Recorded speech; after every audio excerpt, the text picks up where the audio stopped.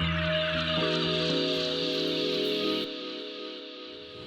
going to do it in English, although I'm Greek, so it's just a little bit easier for me. And I love the conversation earlier, because the first question I wanted to ask all of you is, how many of you use an AI assistant?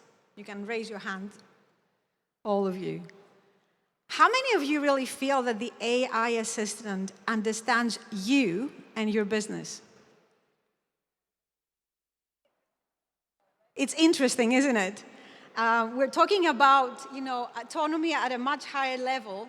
However, it is true that these agents, right, these assistants, don't necessarily understand the most important parts of our business. And it was an interesting discussion earlier. What are the 3 skills we need to have? One of them is emotional intelligence. It's our ability to understand humans. So setting aside the possibility of agents talking to agents, when we talk to humans, when we market to humans, when we communicate to humans, what's the most important skill we practice? It's empathy. It's our ability to connect and understand as humans, which translates into our branding, our visual identity, our mission, our values, right? What we are known for, what we stand for, what we are. And that is branding, and that is marketing. Also, and more importantly, what we are not. And that matters as well. So in a world where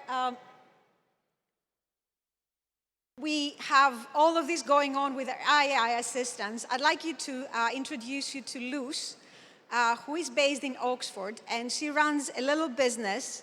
She actually helps clean tech companies from the UK to land into Latin America. It's a very clear example and a very concrete example of where things can go wrong. So Luz was preparing proposals for her customers, and every time she needed to do that, it would take a lot of time. They were not personalized, as we heard earlier, right, about personalized website. Well, her proposals were the classic PowerPoint, taking a lot of time to build. It wasn't personalized, and guess what? If you're talking to a high-tech company, clean tech company, right, in the UK, how should your proposals look like?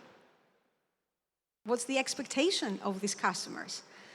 So I had the honor and pleasure to work with Luz for a couple of sessions. And the first thing I did was try to understand how she was preparing those presentations. Nothing surprising there. I have to move on the other side of the stage.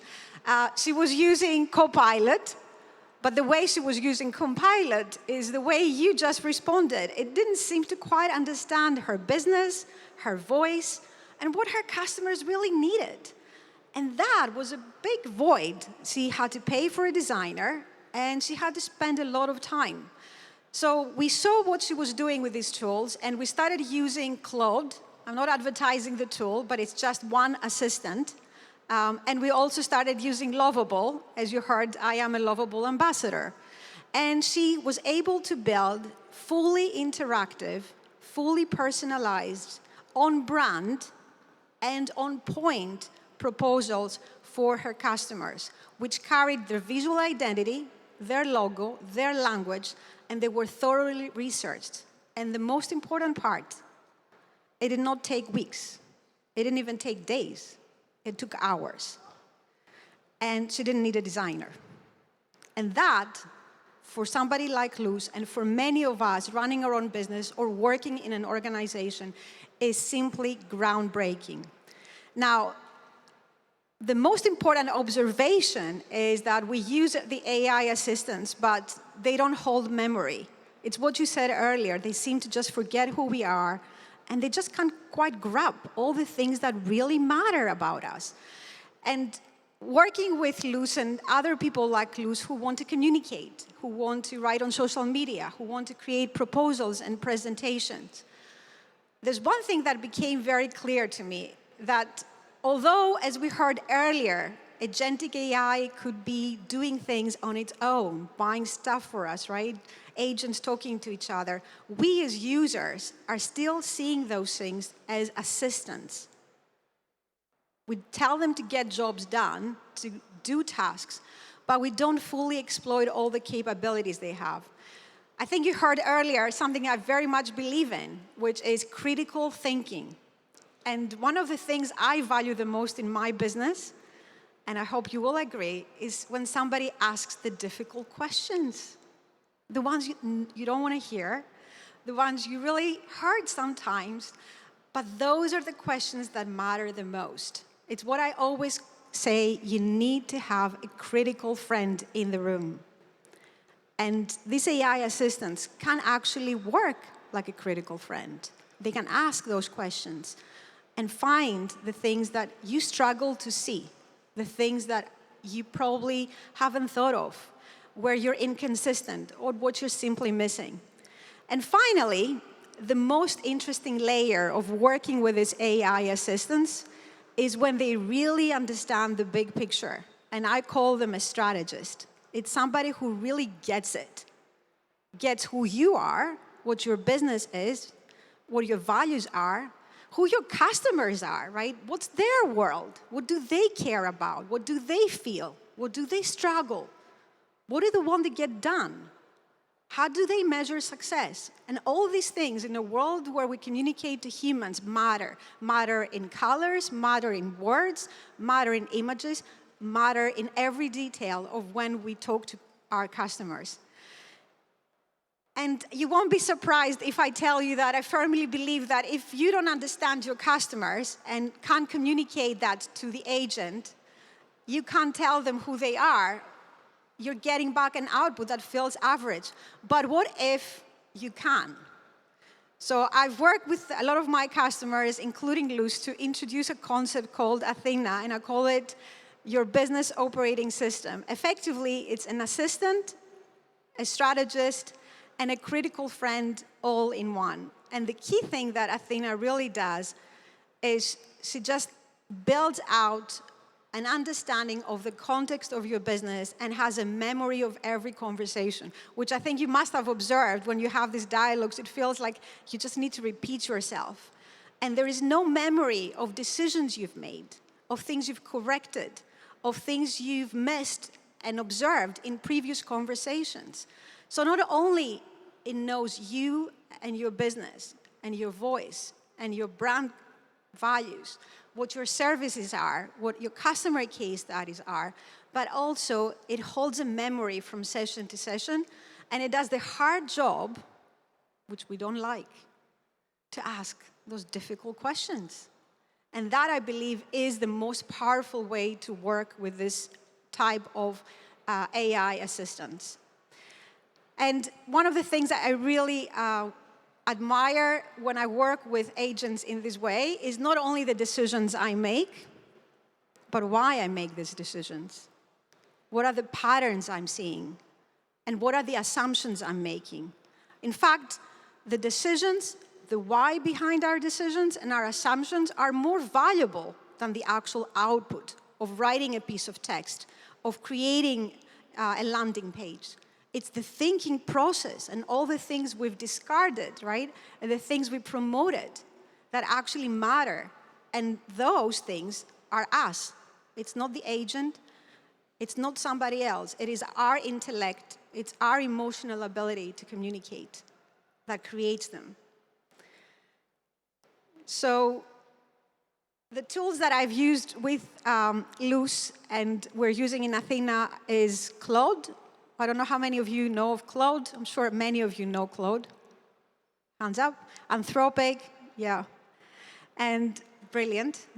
It is very popular. I use a version of Claude that's called Claude Code, and it works with all the research, all the reasoning, all the drafting, and the hard job of questioning.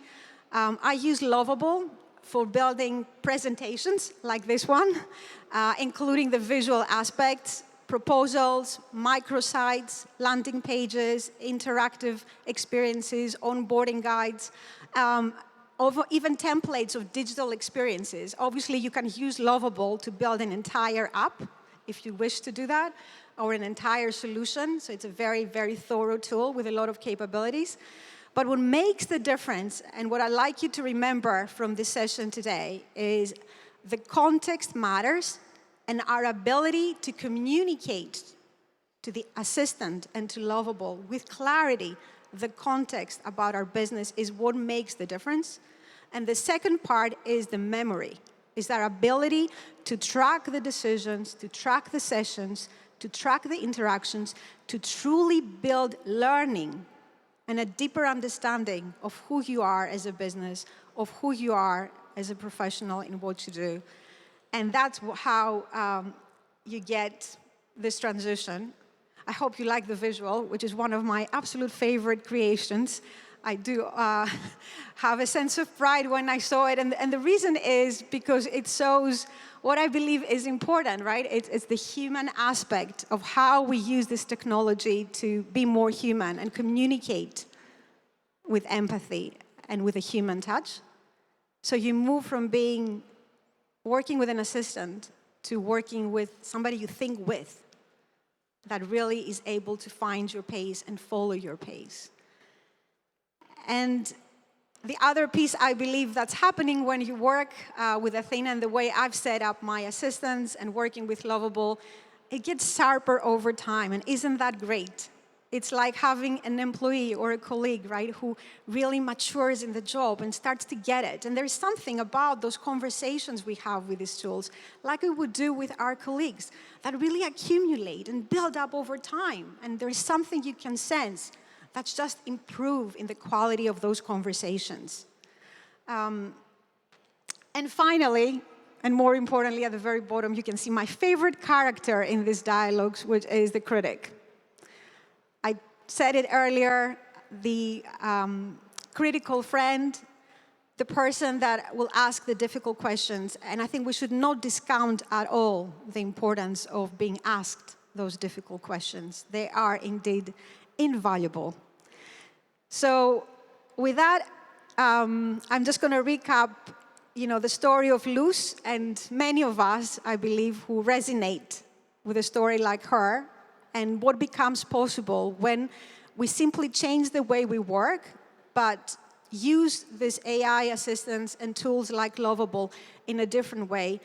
But I think more importantly, remembering it is our ability to be critical thinkers, our ability to articulate with clarity, right, who we are and what we stand as a business, be vulnerable to debate and get those difficult questions, be curious to experiment, and build a relationship that truly grows over time. That's what I foresee as the future for many of us working with these agents. Thank you.